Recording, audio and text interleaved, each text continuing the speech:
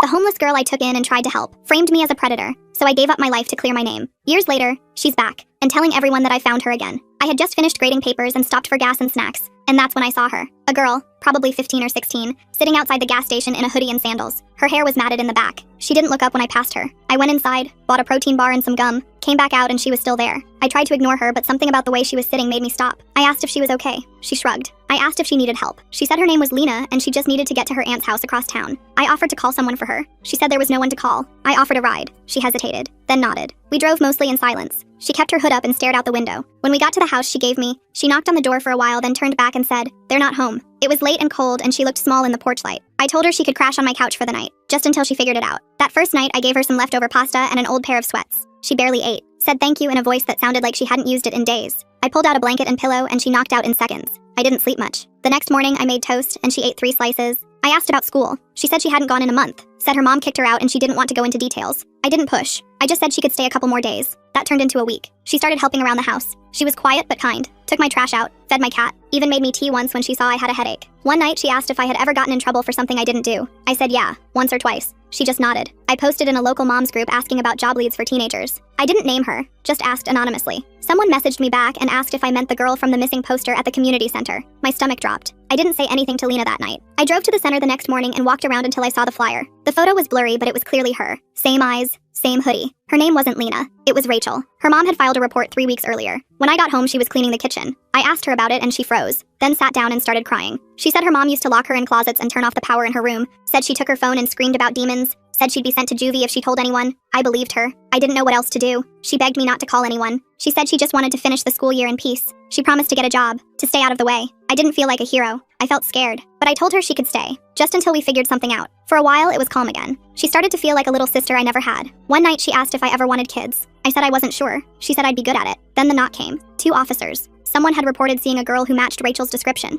I told them I didn't know where she was. They looked at each other. One said I should expect a call from Child Protective Services. That night, Rachel was gone. Her blanket was folded on the couch. My cat's dish was still full. The next day, I got an email from my school. Someone had submitted a complaint. It included a screenshot of a message thread between me and someone named Rachel. The messages were flirty, inappropriate, obviously fake, but it was from my work email. I had left my laptop open more than once. I called the school immediately. They said they'd investigate. I could tell they didn't believe me. I checked my bedroom drawer. My old phone was gone. So was a bracelet my ex gave me years ago. It wasn't valuable, but it was sentimental. My stomach started twisting into knots. I called CPS, told them everything. The woman just sighed. She said I wasn't the first, that Rachel had been found 2 towns over, living with a guy in his 20s, said they were pressing charges. Against him, maybe against me too. I wasn't okay after that. I lost my job. My friends stopped texting. My mom started calling more. Too much. I had to sell my car, break my lease. I started budgeting meals down to the cent. Life didn't explode. It bled out slowly. Then last week I got a letter from Rachel. She said she was sorry. She said she never meant to hurt me, that she'd never forget the night I gave her tea and let her sleep without asking anything. Then she wrote, "You saw me." That scared me more than anything.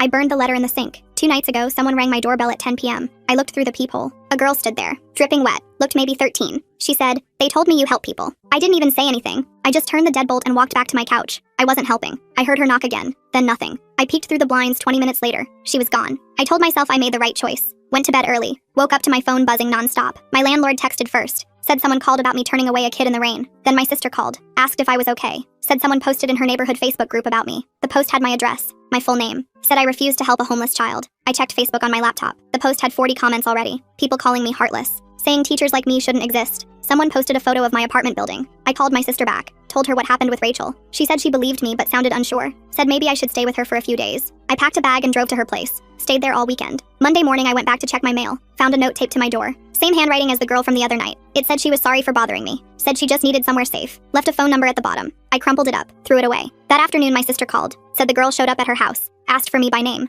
My sister told her I wasn't there. The girl started crying. Said she had nowhere else to go. My sister felt bad. Gave her $20 and sent her away. I knew this was starting again. The pattern was too familiar. I called the number from the note. A girl answered. Sounded young. Maybe the same one from my door. I asked what she wanted. She said she just needed help. Said her name was Emma. Said her stepdad was bad news. I told her to call CPS. She said they wouldn't believe her. Said they never do. I hung up. Blocked the number. 2 days later my neighbor knocked. Said a girl had been asking about me. Wanted to know if I was a good person. My neighbor told her yes, because she still thought I was. The girl told my neighbor I abandoned her. Said I promised to help, then changed my mind. My neighbor looked at me different after that. Started avoiding me in the hallway. I got another call that night. Different number. Same voice. Emma again. She said she was sorry for telling people, said she was just scared, asked if we could meet somewhere public, just to talk. I said no. She started crying. Real tears or fake ones, I couldn't tell anymore. Said she'd sleep outside my building if she had to. I told her I'd call the cops if she showed up. She hung up on me. I didn't sleep that night, kept checking the windows. Nobody showed up. Next morning, I found another note under my door. This one had a photo attached. A bruise on someone's arm. Could have been anyone's. The note said this was her stepdad's fault. Said I was her last hope. I threw it away too. But I started thinking, what if she was telling the truth? What if I was wrong? I unblocked her number, texted her, said we could meet at the coffee shop downtown. Public place. Lots of people. She texted back immediately. Said thank you over and over. We met that afternoon. She looked younger in daylight. Maybe 14. Thin, tired eyes. She ordered hot chocolate. I got coffee. She told me her story. Mom died 2 years ago. Stepdad started drinking more. Started getting handsy. She ran away 3 times. Got brought back each time. I listened. Didn't interrupt. When she finished, I gave her the only advice I could think of. Told her to document everything. Take photos of bruises. Record conversations. Build a case. She nodded. Said she'd try. Asked if she could text me updates. I said okay. Gave her my number. Big mistake. She started texting constantly. Every hour. Photos of her stepdad's beer cans. Audio recordings of him yelling. Most of it seemed real. Some of it felt staged. I couldn't tell anymore. I told her to take everything to her school counselor. She said she did. Said the counselor called CPS. Said they investigated and found nothing. Her stepdad was too smart. Too careful. I didn't know what else to tell her. So I said something stupid. Told her to push back. Stand up for herself. Make noise until someone listened. She took that advice and ran with it. The next day, she texted me a video. Her stepdad passed out on the couch, mouth hanging open, one arm dangling off the edge. Empty beer bottles littered the coffee table. She was yelling at him, calling him names, her voice shrill and desperate, shaking him awake. He jumped up confused, eyes unfocused, started shouting back. She kept recording, kept pushing. I could see the vein in his neck bulging. He grabbed her phone. The video cut off with a crash. I texted her immediately, asked if she was okay. No response for hours. I kept checking my phone, refreshing, waiting. Then finally a message. Said she was at the hospital. Said he broke her wrist. I felt sick. My stomach churned. This was my fault. I told her to make noise and she did. Now she was hurt. I asked which hospital. She said St. Mary's. I drove there, running 2 yellow lights. The parking garage was full. I circled 3 times before finding a spot. Asked at the desk for Emma. The receptionist typed slowly, chewing gum. They had no record of her. I texted again. She said she gave a fake name. Said she was scared. I walked through the ER looking for her. The fluorescent lights hurt my eyes. Families huddled in plastic chairs. A child cried somewhere. Nothing. No teenage girl with a broken wrist. Called her number. Went straight to voicemail. Her recorded voice sounded younger than I remembered. I left and sat in my car. The steering wheel was hot from the sun. Something felt off, but I couldn't place it. She texted again that night. Said she was back home. Said her stepdad apologized. Bought her ice cream. Rocky Road, her favorite. Classic cycle. I knew the pattern. My mother had done the same thing. Apologies and treats after the bruises. She sent another photo. Her wrist in a cast. But something was weird about the angle. The lighting. Too clean. Too professional. I reverse searched the image online. My hands trembled as I waited for results. Found it on a medical blog from 3 years ago. Common fractures in adolescence. My chest got tight. I couldn't breathe properly. I confronted her about it. She called immediately, crying, big gulping sobs. Said she was sorry. Said she panicked. Said her real injuries weren't as visible. Said nobody ever believed her without proof. Her voice cracked. I wanted to hang up, but I remembered Rachel. How I believed her lies too. How I couldn't tell anymore what was real. The crying sounded genuine, but Rachel's had too. I told Emma I couldn't help anymore. She needed to find an adult she trusted. A teacher. A neighbor. Anyone but me. She got quiet. I could hear her breathing. Then said, okay. Said she understood. We hung up. The silence in my apartment felt heavy. I blocked her number again. Felt relief. Then guilt. Then relief again. 3 days passed without incident. I started to relax. Stopped jumping when my phone buzzed. Maybe it was over. Maybe she found real help. Then my sister called, her voice tight with anger. Said Emma showed up at her job, at the dental office where she worked. Told her coworkers I was supposed to be helping her. Said I abandoned her. Again. My sister's boss pulled her aside. Asked if everything was okay at home. If I was having problems. My sister was mortified. I drove to her work. Emma was gone by then. But the damage was done. My sister's coworkers whispered when they saw me. I heard one say something about mandatory reporting. About calling CPS. My sister asked me to leave. Her face red. Wouldn't look me in the eye. That night I got a call from an unknown number. The area code was local. I almost didn't answer, but I did. It was Emma's stepdad. He sounded hammered, slurring slightly. Said Emma told him about me. Said I was filling her head with ideas. Said if I contacted her again, he'd make problems for me. Real problems. I told him I hadn't contacted her. He laughed, harsh and bitter. Said he had texts to prove it. Then hung up. I checked my phone. Somehow there were sent messages I didn't write, telling Emma to run away, to come to my apartment, to not tell anyone. Timestamps from when I was asleep. My hands started shaking. I changed all my passwords. Ran a virus scan. Nothing. But the messages were there. From my number. Blue bubbles proving they came from my phone. I called my phone company. Waited on hold for 40 minutes. They said the messages came from my device. No signs of hacking. No unauthorized access. I knew Emma had done something, but I couldn't prove it. Just like with Rachel. Always one step ahead. Always making me look crazy. The next morning I had a voicemail from my old principal. The one who fired me. His voice was cold. Professional. He said Emma's stepdad called the school. Said I was harassing his daughter. Said he was considering pressing charges. My old principal said he'd given the man my information to keep the school out of it. To to protect the school's reputation. I threw my phone across the room. It cracked against the wall. Spiderweb fractures across the screen. I used my laptop to email Emma one last time. Told her to stop. Told her I knew what she was doing. Told her I'd call the cops myself if she didn't leave me alone. She responded within minutes, like she'd been waiting. Said she didn't understand. Said she just wanted help. Said her stepdad was getting worse. Attached another photo. This one looked real. A bruise on her neck. Finger marks. Purple and yellow. Fresh. I stared at it for a long time. Zoomed in, looking for signs of editing, but I didn't respond. Couldn't afford to. One response would turn into 10. 10 into 100. That afternoon, someone knocked on my door. 3 sharp raps. I looked through the peephole. Emma stood there, holding a backpack, wearing the same hoodie from weeks ago, looking small. I didn't open the door. She knocked again, called my name, said she was sorry, said she had nowhere else to go. Her voice muffled through the door. I stayed quiet, held my breath. She sat down against my door. I could hear her crying. Real or fake, I still couldn't tell. The sounds were right, but the timing was too perfect. She stayed there for an hour. I watched the clock. Other tenants walked by. I heard their footsteps pause. Saw shadows under the door. One asked if she was okay. An older woman from down the hall. She told them she was waiting for her teacher. That's what she called me. Her teacher. Like I still was. Like I ever could be again. Finally she left. But I knew she'd be back. Or worse. She'd tell more people. Paint me as the villain again. I was trapped. If I helped her, I'd lose everything. Again. If I didn't, I'd lose what little I had left. My sister already doubted me. Hadn't returned my calls in days. My neighbors avoided me. Quick nods in the hallway instead of conversations. My reputation was hanging by a thread, fraying more each day. I made a decision. A bad one, but the only one I could see. I texted Emma from a new number. A burner phone I bought with cash. Told her to meet me at the park tomorrow. Said we'd figure out a plan. She texted back immediately. Happy emojis. Thank you messages. Hearts and smiley faces. Like a normal teenager. I felt nothing. The part of me that cared had been carved out. Left hollow. The next day we met by the playground. Early morning. Few people around. She looked hopeful. Bouncing on her toes. I felt empty. Like I was watching myself from outside my body. I told her what she wanted to hear. That I'd help. That we'd work together. That everything would be okay. The lies came easily. Then I gave her advice. The worst advice. But it would end this. One way or another. I told her to steal her stepdad's car keys. Take his car. Drive to the police station. Force them to listen. Make it impossible to ignore. Create a scene they couldn't dismiss. She asked if that was legal. Bit her lip. I said sometimes you had to break rules to be heard. Said it worked for me once. A complete lie. But she believed it. She always believed what she wanted to hear. She hugged me. I let her. Her arms thin around my waist. Felt nothing. No warmth. No connection. Just strategy. She said she'd do it tonight. I said okay. Went home. Waited. Took a sleeping med but still couldn't rest. The news came faster than I expected. My sister called. First time in a week. Said Emma was in custody. Said she crashed her stepdad's car into a parked police cruiser.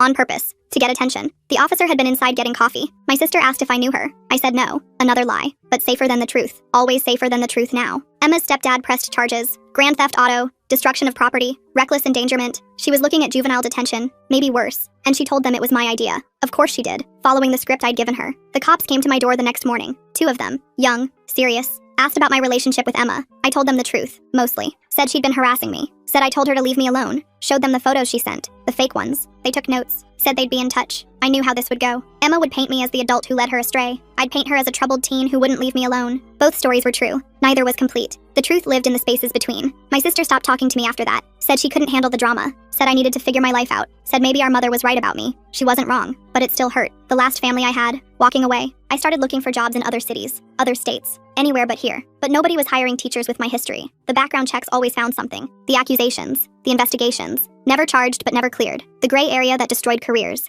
Emma wrote me from juvenile hall. Pencil on lined paper. Said she was sorry. Said she just wanted someone to care. Said her stepdad visited once. Cried. Said he loved her. Said things would be different when she got out. I threw the letter away. But her words stuck. About wanting someone to care. I knew that feeling. Knew it too well. Had felt it as a child. But caring had cost me everything. Every single thing I'd built. 2 weeks later I got another knock. Late at night. Past 10. I looked through the peephole. Another girl. This one maybe 12. Holding a teddy bear. Shivering in a thin jacket. She saw my shadow under the door. Asked if I was the lady who helps kids. I said no through the door. Told her to call 911 if she needed help. She said they wouldn't help. Said her mom's boyfriend was mean. Said someone named Emma told her about me. I felt my chest tighten. Emma was locked up but still sending people my way. A network. A system. A trap. The girl knocked again. Softer this time. Said please. Said she was cold. I almost opened the door. Almost. My hand on the deadbolt. Then I remembered. The pattern. The lies. The way these girls could twist reality. Make themselves the victim. Make me the villain. I told her to leave. Said I'd call the cops if she didn't. She started crying. Loud. Dramatic. Wailing. Neighbors would hear. Would judge. Would whisper. I was trapped again.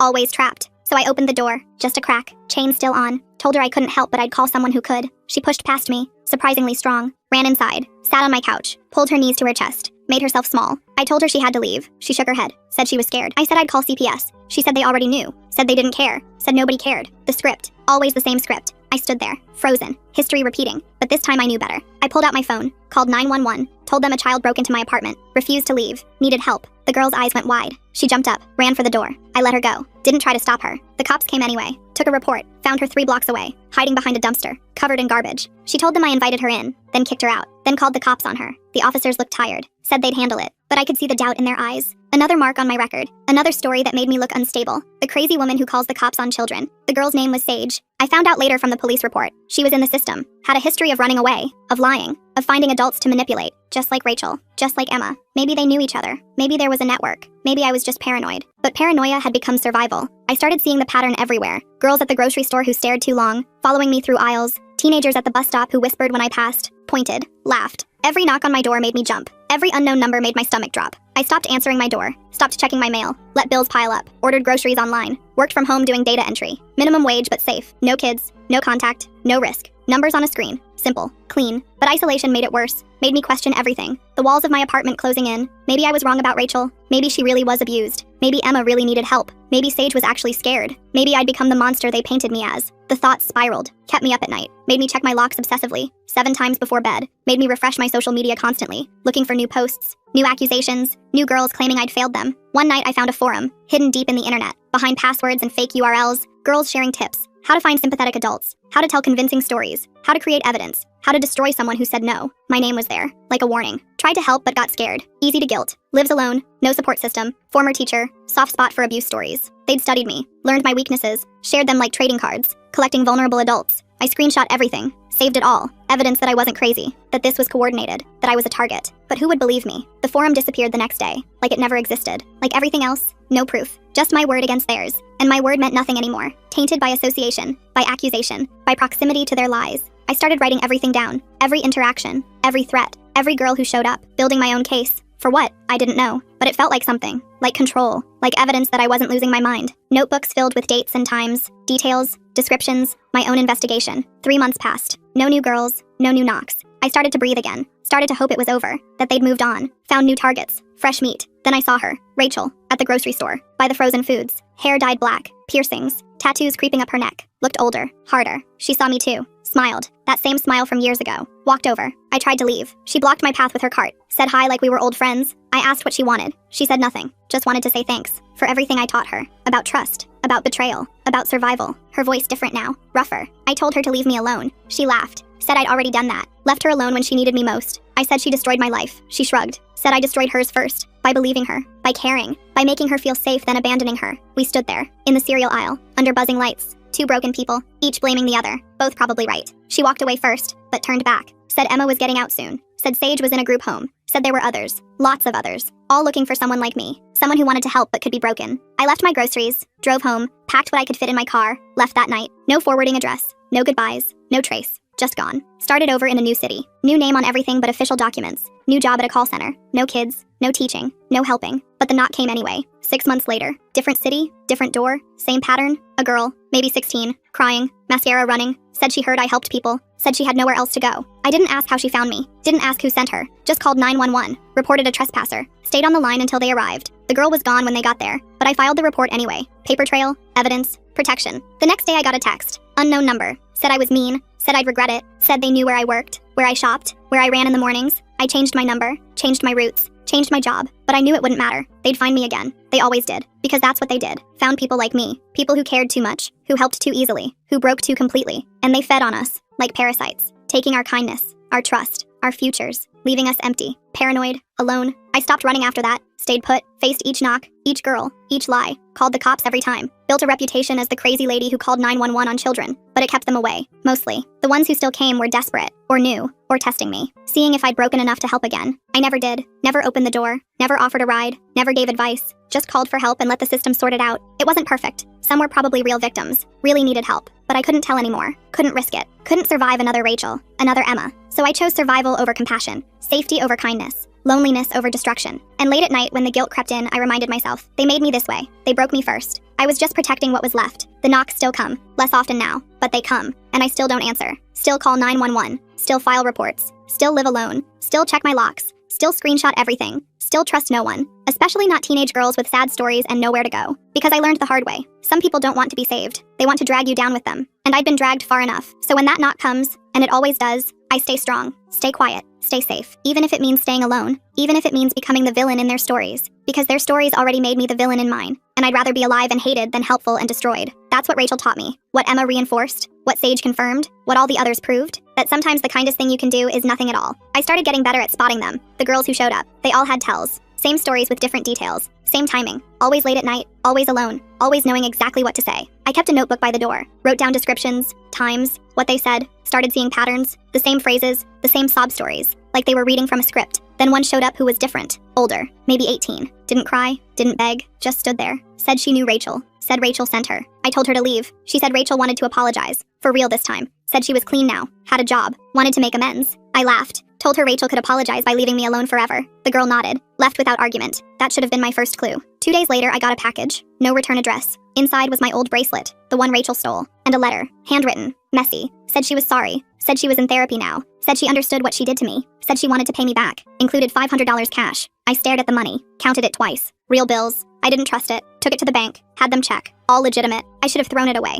But I was behind on rent. Had been eating ramen for weeks. So I kept it. Paid my bills. Bought real groceries. Felt guilty but also relieved. Maybe Rachel really had changed. Maybe people could get better. Maybe I was too paranoid. The thought lasted about a week. Then the calls started. My old school. Asking about missing funds. Said someone reported I'd stolen from the petty cash. Years ago. When I still worked there. I told them that was insane. They said they had evidence. A photo of me at an ATM, depositing exactly $500. I explained about Rachel, about the money she sent. They said they'd investigate, but I could hear it in their voices. They didn't believe me. Why would they? Girl I'd been accused of inappropriate contact with sends me cash. Sounded like hush money. Sounded like guilt. I hired a lawyer with my last credit card. He said it looked bad. Said the photo was time-stamped from 3 years ago. Doctored somehow, but convincing. The investigation dragged on. Rachel disappeared again. The girl who delivered her message vanished too. No proof they existed. Just my word. Always just my word. The lawyer said we could fight it, but it would cost thousands. Money I didn't have. So I made a deal. Paid back the $500. Signed papers saying I wouldn't sue. Let them close the case. Another mark on my record. Another reason nobody would hire me. I was down to my last $20 when she knocked. Another girl. This one maybe 14, but her eyes looked older. Tired. She said her name was Fallon. Said she heard I used to help kids. I started to close the door. She put her foot in the way. Said she wasn't like the others. Said she could prove it. Pulled out a folder. Photos of Rachel, Emma, Sage. Others I didn't recognize. Said they were part of something bigger. A group, run by someone older. Someone who taught them how to find people like me. I wanted to slam the door. Call the cops. Follow the routine. But something made me pause. Maybe desperation. Maybe curiosity. Maybe just exhaustion from running. I asked what she wanted. She said she wanted out. Said the group was getting worse. More violent. Said the woman running it was planning something big. Said she needed help stopping it. Real help. Not the kind the others wanted. I told her I didn't help anymore. She said she knew. Said that's why she came to me. Because I'd learned. Because I'd survived. Because I knew their tricks. She pulled out more photos. The woman running it all. I recognized her immediately. My stomach dropped. It was Rachel's mom. The one who supposedly abused her. The one who filed the missing person report. The one who started this whole thing. Fallon explained quickly. The woman, Dorothy, recruited girls from group homes. Troubled kids. Taught them how to find bleeding hearts. How to destroy them. Take their money. Their homes. Their sanity. Used her own daughter as the first success story. Rachel hadn't lied about everything. Her mom was abusive. Just not how she said. She was building an empire on destroyed lives. Mine was just collateral damage. I asked why Fallon was telling me this. She said Dorothy was getting sloppy, pushing too hard. Some girls were getting hurt, really hurt. Not fake bruises and staged photos. Real violence. She pulled out her phone, showed me videos. Girls practicing their stories. Dorothy coaching them, teaching them exactly what to say. How to cry on command. How to pick locks. How to steal passwords. Everything Rachel had done to me. I felt sick, but also vindicated. I wasn't crazy. It was real. All of it. Coordinated. Planned. I asked what Fallon wanted me to do. She said she had more evidence. Hidden. But needed somewhere safe to compile it. Needed an adult who wouldn't fall for the sob stories. Who knew the game. I laughed. Bitter. Told her I was the last person who could help. My reputation was destroyed. Nobody would believe me. She said that's what made me perfect. I had nothing left to lose. Dorothy wouldn't see me as a threat. Too broken. Too paranoid. Too alone. But I knew the truth now. And Fallon had proof. Real proof. Not just my word anymore. I thought about it. Really thought about it. Every instinct screaming to run. To call 911. To follow the pattern that kept me safe. But safe had become its own prison. And I was tired of being afraid. So I made a choice. Probably stupid. Definitely dangerous. But the first real choice I'd made in years. I told Fallon she could use my laptop, research from here, but she couldn't stay. Couldn't be seen coming and going. One visit. That's it. She agreed. We spent 6 hours going through everything. Videos, photos, financial records she'd stolen from Dorothy. The network was bigger than I imagined. Dozens of girls. Hundreds of victims. All across the state. Fallon was smart. Methodical. Nothing like the others. She'd been planning this for months. Gathering evidence. Waiting for the right person to trust. She said she picked me because Dorothy laughed about me. Called me the easiest mark they ever had. Said I practically destroyed myself. No work required. That stung. But it also made me angry. Really angry. For the first time in years. We uploaded everything to multiple cloud accounts. Sent copies to journalists, police departments, FBI tip lines, CPS offices, everywhere we could think of. Then Fallon left, gave me a burner phone, said to wait for her call, said it might take a few days for people to notice, to investigate, to believe. I waited, checked the news obsessively. Nothing. Started to think I'd been played again. Another elaborate con. Then Rachel showed up. Not knocking this time. Used a key. How she got it, I'll never know. I woke up to her standing over my bed. She looked terrible. Thin. Strung out. She said her mom knew. About Fallon. About the evidence. About me. Said I needed to fix it. Delete everything. Or things would get bad. Really bad. I told her it was too late. Already sent. Already out there. She started crying. Real tears this time. Said her mom would call her. Maybe literally. I believed her. For once, I actually believed her. But I didn't care. Too many years of running, of hiding, of being afraid. I told her to leave, to run, to get as far from Dorothy as possible. She said she couldn't. Said Dorothy had things on her too. Evidence of crimes, real ones. Said all the girls were trapped, even the ones who wanted out. I asked about Emma, Sage, the others. She said most were still in it. Too scared to leave, too deep to escape. The police came the next morning, but not for me, for Rachel. She was gone by then, left through the window. But they had warrants, search warrants, arrest warrants. The evidence Fallon provided was solid. They'd been investigating Dorothy for hours. Found more than we'd sent. Years of fraud, extortion, child endangerment. The network was unraveling. Girls getting picked up across the city, some talking, some staying quiet, but enough talking to build a case. They interviewed me for hours, this time as a witness, not a suspect. Felt strange, being believed, having proof, watching them take notes without skepticism, without judgment, just facts. Finally facts. They said Dorothy was on the run,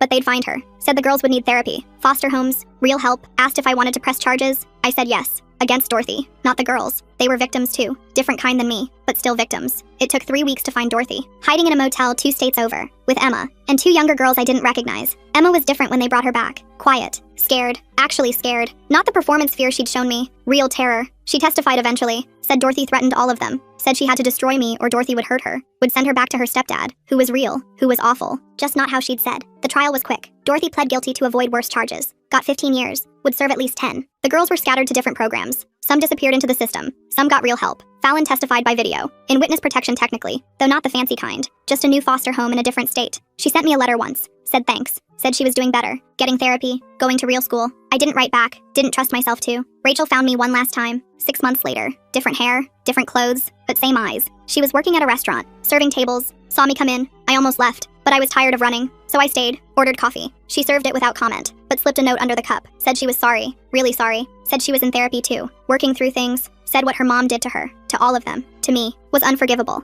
I left the note on the table, but I also left a tip, a good one, because I finally understood something. We were all just trying to survive, making terrible choices, hurting each other, but surviving. And maybe that's all any of us could do. Survive our damage. Try not to pass it on. Try to heal, even if we never fully could. I still don't answer late night knocks. Still check my locks. Still flinch when teenage girls ask for help. The damage is permanent, carved too deep. But I'm working again, tutoring online. No in-person contact, but still teaching, still helping, just from a distance, behind a screen, where it's safe, where I can log off if things feel wrong, where nobody can show up at my door. Sometimes I wonder about the girls who didn't get caught, who weren't part of Dorothy's network, who really needed help, who I turned away. But I can't carry that guilt, can't second guess every choice, can only move forward, one day at a time, one small trust at a time, building back what they took, slowly, carefully, with better boundaries, stronger locks, but still building. The system is still broken, kids still fall through cracks, still get desperate, still make bad choices. But Dorothy's network is gone. That specific evil dismantled. Those specific girls getting help or at least getting away. And me? I'm still here. Still standing. Scarred but not destroyed. Paranoid but not paralyzed.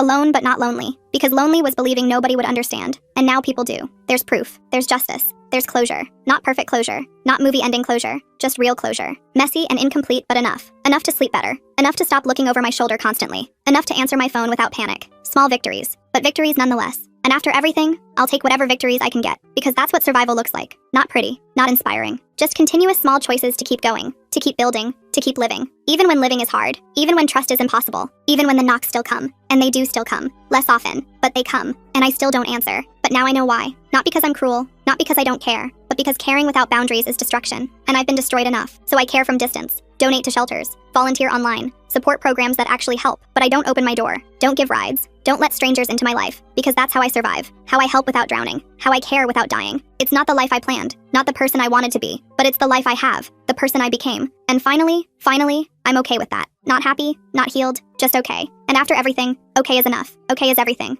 Okay is victory.